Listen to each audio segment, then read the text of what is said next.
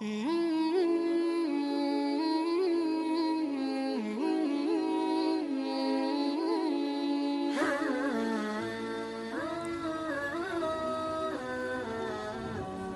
درس میں یہ آیات چل رہی تھیں کہ اللہ تعالیٰ نے فرمایا کہ اے نبی آپ مکذبین کی اطاعت نہ کریں. سورہ قلم.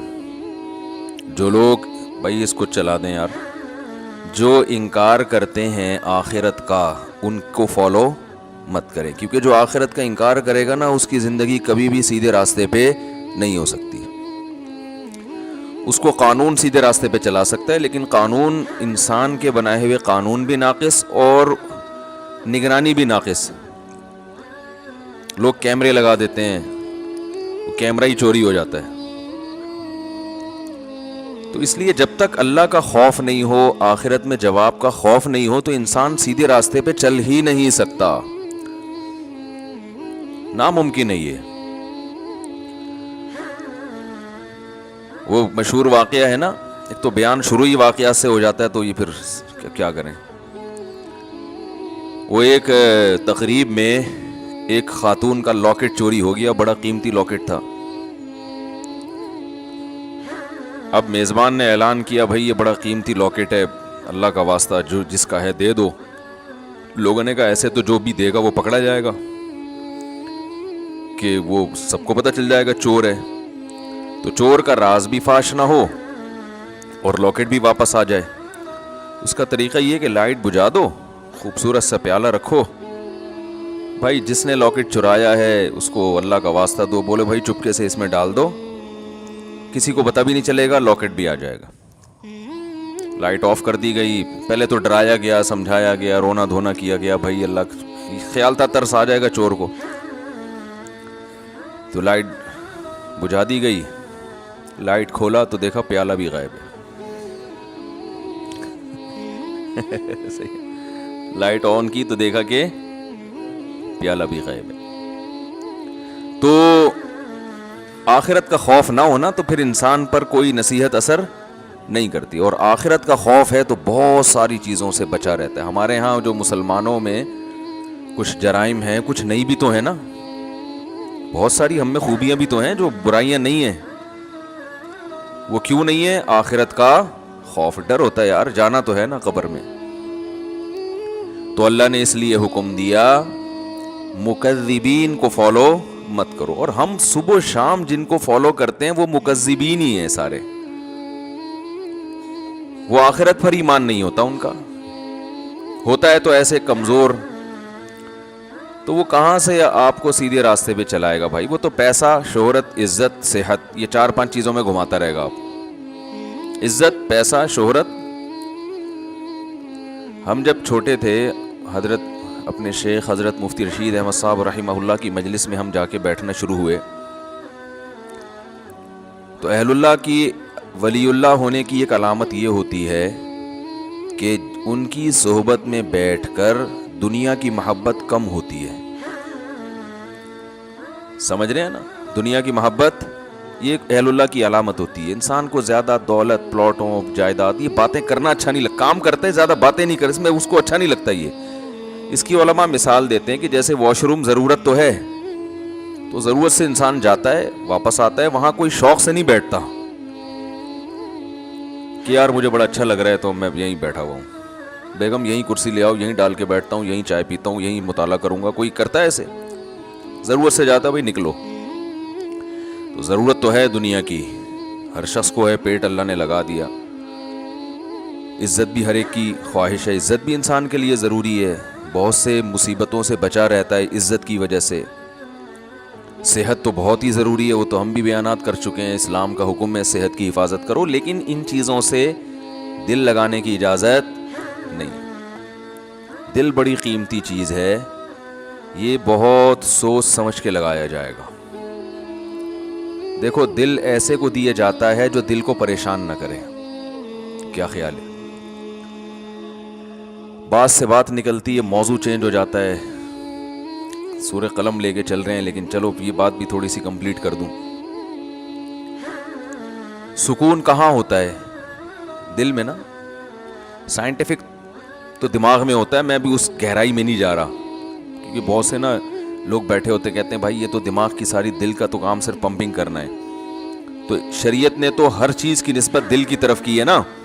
دل میں سکون، دل میں غور و فکر کرو. تو اس کی کیا وجہ ہے، یہ ایک الگ ٹاپک ہے. ابھی میں اس پہ چلا گیا نا کہ بھائی اسلام نے دل کو کیوں متوجہ کیا کہ ان کے سینوں میں دل نہیں ہے یا ان کے دل سخت ہو چکے ہیں. سخت تو اصل میں ان کی کھوپڑی ہوئی ہوتی ہے، دماغ سخت ہو گیا ہوتا ہے، اثر نہیں ہو رہا ہوتا.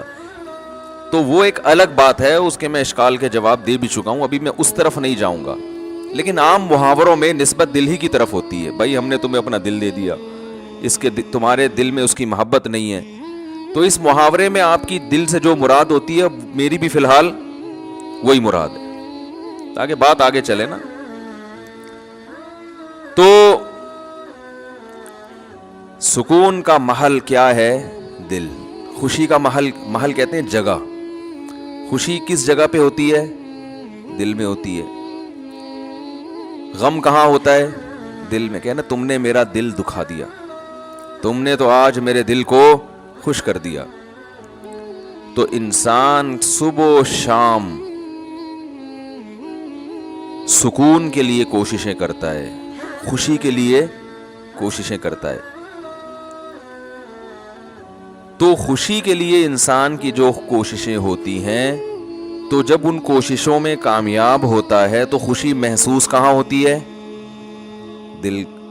تو پتہ یہ چلا، دیکھیں انسان خوش ہوتا ہے اپنی محبوب چیز کے ملنے سے، ایسا ہی ہے نا.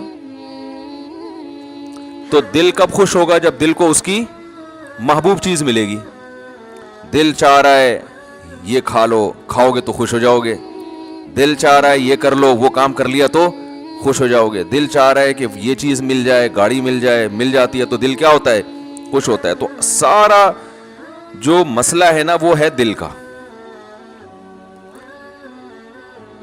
تو یاد رکھیں کہ دل کو خوش کرنے کے لیے یہ ضروری ہے کہ اس کو اس کی محبوب چیز ملے.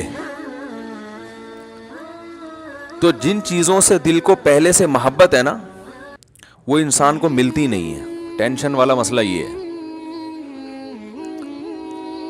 آپ کہیں بھائی جو اتنے لوگ خوش ہوتے ہیں ان کو ان کی دل کی پسندیدہ چیزیں مل جاتی ہیں تبھی تو خوش ہوتے ہیں نا. بھائی مسئلہ ایک دل میں بہت بڑا فالٹ یہ ہے کہ اسے اس کی جب محبوب چیز ملتی ہے تو اس کے دل میں اس سے زیادہ کی خواہش پیدا ہو چکی ہوتی ہے. سمجھ رہے ہیں بات کو؟ لہذا یہ پہلی مرتبہ میں تو اس سے خوش ہوتا ہے، اس کے بعد پھر یہ اس سے خوش نہیں ہوتا، اس سے زیادہ مانگتا ہے. ہمارے ایک دوست ہیں، اللہ نے ان کو مالی وسعت دی، وہ ایک زمانے میں بڑی غربت تھی، تو مجھے اپنا واقعہ بتا رہے تھے کہ یار جب ہم غریب تھے، مدرسے میں پڑھتے تھے، کہتے ہیں تو میں نے اس وقت کہیں سے ہمیں یاد ہے ایک پراٹھا آ گیا کہیں صبح ناشتے میں سوکھی روٹی ملتی تھی. کہہ رہے ہیں وہ پراٹھے کے نا ہم سب طلبہ نے ٹکڑے کیے، ایک ایک ٹکڑا، ایک ایک پراٹھا سب کو ملا، یعنی پراٹھے کا ایک ایک ٹکڑا سب کو ملا. کہہ رہے ہیں یار اس وقت اس میں اتنی خوشی سے ہم نے وہ ٹکڑا کھایا ہے کہ اب انڈے مکھن میں وہ مزہ نہیں آتا. وجہ کیا ہے؟ اس وقت غربت تھی، اس وقت پراٹھے کی محبت تھی. یار صبح روٹی کھا رہے ہیں، کسی دن پراٹھا مل جائے تو ایک ٹکڑا ملا تو دل اتنا خوش ہوا جتنا کوئی ڈیفنس کے لیفٹیننٹ میں رہنے والا مکھن کباب پہ خوش نہیں ہوتا. تو کہنے لگا یار اب تو سب کچھ مل رہا ہے لیکن وہ خوشی نہیں ہوتی. تو وجہ کیا ہے بھائی؟ جب اس سے کم مل رہا تھا تو دل میں پراٹھے کی خواہش تھی، جب پراٹھا ملنا شروع ہو گیا تو اب خواہشات اس سے. یہ جو بڑے بڑے مالدار لوگ ہیں نا ہمارے، اکثر سیاستدان سارے نہیں، یہ کباب پراٹھے پہ تھوڑی خوش ہوتے ہیں. ان کو آپ بریانی کھلا دو، ان کو سیخ کباب کھلا دو، ملائی کیا، یہ تو غریبوں کے کھانے ہیں. بھئی اب کیا کھانا ہے؟ آپ نے کباب بھی کھا لیے، پراٹھے بھی کھا لیے، آپ نے جو ہے وہ نہاری بھی کھا لی، بریانی بھی کھا لی، برگر بھی کھا لیا، پیزا بھی کھا لیا، ایسی ایسی خوراکیں، ترکی کی ڈشیں آپ نے کھائی ہیں، جاپنیز ڈشیں آپ نے، جو ان کا دل چاہتا ہے کھاتے ہیں، لیکن ان کو اس میں وہ مزہ نہیں آتا. یہ کہتے ہیں وہ جائیدادیں کھلاؤ اب ہمیں. یہ کباب یہ تو ڈیفنس کلفٹن کے عام مالدار لوگ کھا لیتے ہیں. یار یہ کیا ہے؟ اب یہ اتنے ارب پتی بن چکے ہوتے ہیں کہ ان کی نظر میں اب یہ کباب بریانی کی کوئی ویلیو نہیں رہتی. اب جو بڑے بڑے سیاستدان ہیں ان کی خواہش کیا ہوتی ہے؟ بھائی جائیدادیں کھلاؤ یار ہمیں. اور جائیدادیں بھی ایک سرجانی ٹاؤن کی نہیں چاہیے ان کو، یہ چائنا پٹی ہے تو غریبوں کی کرپشن ہے. زیادہ دیں کچھ اسلام آباد کے کوئی پورا آدھا بحریہ ٹاؤن کھلا دو ہم کو. یہ اگر ان کو نہ ملے تو ڈپریشن میں چلے جاتے ہیں. عجیب مصیبت ہے. انسان ہمیشہ سے یہ حقیقت جانتا ہے کہ دل کی جب ایک خواہش پوری ہوتی ہے تو وہ اس سے بڑے کی خواہش اس میں پیدا ہوتی ہے. تو یہ عجیب بات ہے کہ یہ تو کبھی خوش ہو ہی نہیں سکتا. یہ ایک ایسی حقیقت ہے جس کو ساری دنیا کے سارے ماہرین مانتے ہیں, لیکن پھر بھی وہ دنیا سے محبت کرتے ہیں. تو بتاؤ کبھی ایسے دل کو سکون مل سکتا ہے؟ آج آپ کی خواہش ہے یہ مل جائے, تو جب وہ ملے گا نا تو اس سے آگے کی خواہش پیدا ہو چکی ہوگی, پھر اس سے آگے کی پیدا ہو چکی ہوگی.